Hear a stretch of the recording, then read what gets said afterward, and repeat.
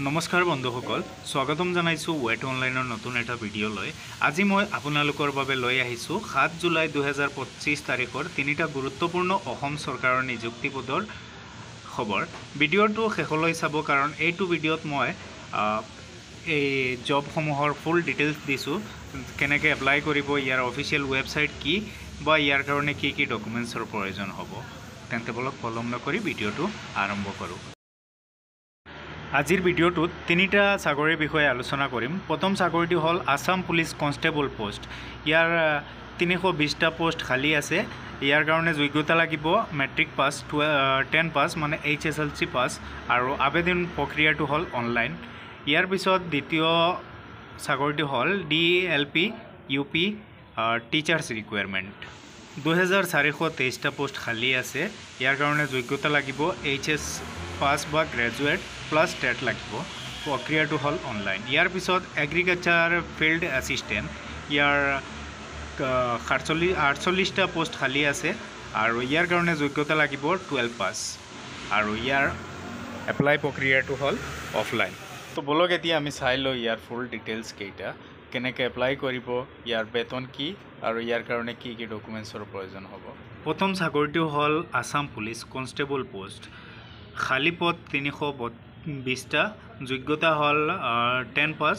বয়সৰ সময়সীমা হ'ল 18 বছৰৰ পৰা 25 বছৰ জেনেৰেলৰ কাৰণে, আৰু যদি SC বা ST কেটাগৰীৰ হয় তেনেহ'লে 30 বছৰলৈকে। ইয়াৰ বেতন হ'ব 14,000ৰ পৰা 60,500লৈকে, প্লাছ GP থাকিব 5,600 টকা। আবেদন আৰম্ভ 7 জুলাই 2025। আবেদন শেষ হ'ব 2 আগষ্ট 2025। ইয়াৰ অফিচিয়েল ৱেবছাইটটো আপুনি ইয়াত চাই ল'ব, slprbassam.in।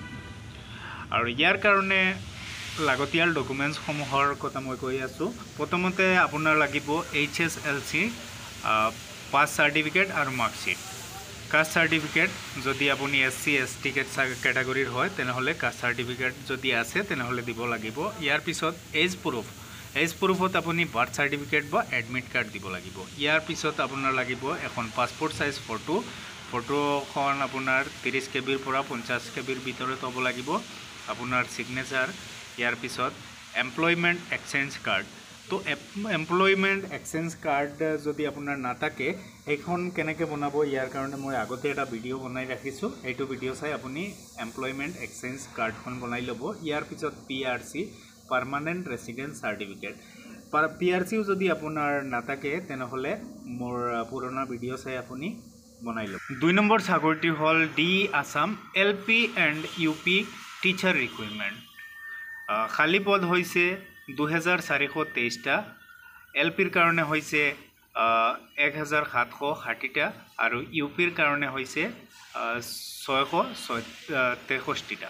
যোগ্যতা LPৰ কাৰণে HS প্লাছ DLED লাগিব, প্লাছ LP টেট পাছ হ'ব লাগিব, আৰু UPৰ কাৰণে graduate plus DLED plus DLED বা BEd plus UP TET pass হ'ব লাগিব।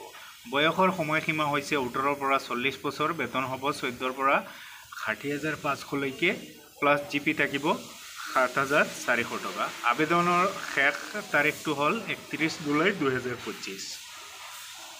ইয়াৰ অফিচিয়েল ৱেবছাইটটো হ'ল de.assam.gov.in। ইয়াৰ কাৰণে প্ৰয়োজনীয় নথিসমূহ মানে ডকুমেণ্টছ কি কি লাগিব চাই লওক।